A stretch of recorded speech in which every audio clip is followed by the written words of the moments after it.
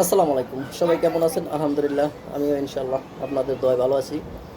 অনেক ফেসবুকে, ইউটিউবে দেখতেছি আসলে মর্মান্তিক একটি দুর্ঘটনা ঘটলো। আমাদের কাপল ব্লগার সাকিব খানের টুনটুনি কেটে নিল তার স্ত্রী। আসলে অনেক খারাপ লাগে, খারাপের ভিতরেও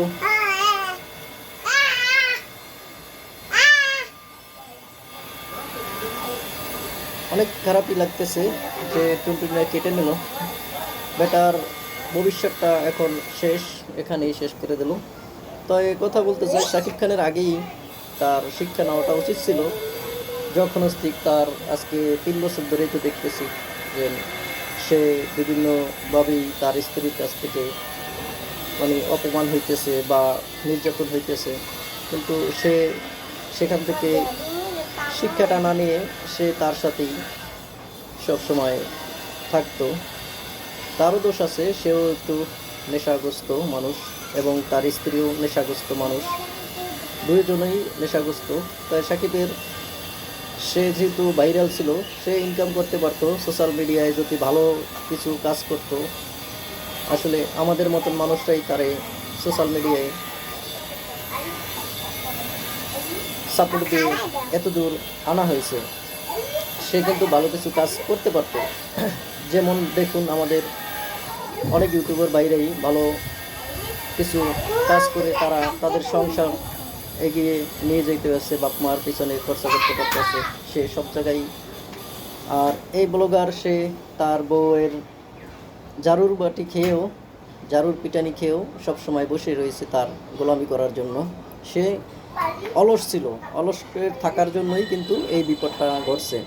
একটা মেয়ে মানুষের ইনকামের টাকা দিয়ে সে চলতো, আর তার কথা যখনই শুনতো না তখনই চাটার বাড়ি, পিচার বাড়ি, জুতার বাড়ি খেত। আর দুঃখটা হলো এখানেই, সে একজন ব্লগার ছিল, তার অনেক ফ্রেন্ড ছিল। এখন আমরা সবাই, আমাদের কষ্ট লাগতেছে তার জন্য, যেহেতু একটি আমাদের জাতি ভাই এবং আমাদের দেশের একটি মানুষ। সে এই মেয়েটা তার অন্য কিছু ক্ষতি করতে পারতো, কিন্তু তার যেটা ভবিষ্যতের সম্পদ, এই সম্পদ ছাড়া আসলে এখন আর কোনোই দাম নাই। একবার এখন দাম পরিণত হবে যেখানে হিজলা হবে, হিজলা পরিচয়ে সে বাঁচতে পারবে। এই বাঁচা আসলে বাঁচা না, এটা সে এখন আর মৃত্যুর সাথে সে পাঞ্জা লড়তেছে। আর আমার টিয়া পাখিটা যদি তার টুনটুনিতে কামড় দিয়ে নিত, তবেও ছোট একটুখানি নিত। এই যে দেখতেছেন বলটা, বলটা যদি টিয়া পাখিতে কামড় দেয় পুরোটা নিতে পারবে না, সামান্য একটু কামড় দিয়ে নিতে পারবে। কিন্তু তার যে টুনটুনিটা গোড়া দিয়ে কাইটটা 2 ভাগ করে ফেলাইলো, এই লোকটার এখন অবস্থাটা কী হবে সেটা আল্লাহ পাক জানে। আর তার জন্য আমরা দোয়া করি সে সুস্থ হয়ে জানি ভালো কিছু আমাদের উপহার দিতে পারে, আর জানি এরম বলে নোংরাম দিতে না জড়ায়।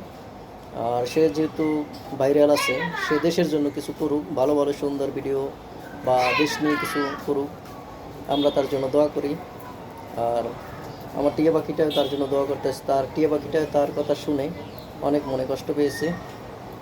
তাই আমাদের সাকিব ভাইয়ের জন্য দোয়া রইল, ইনশাআল্লাহ তাকে যদি সুস্থ হয় তাকে দেখতে যাব ইনশাআল্লাহ। আল্লাহ হাফেজ।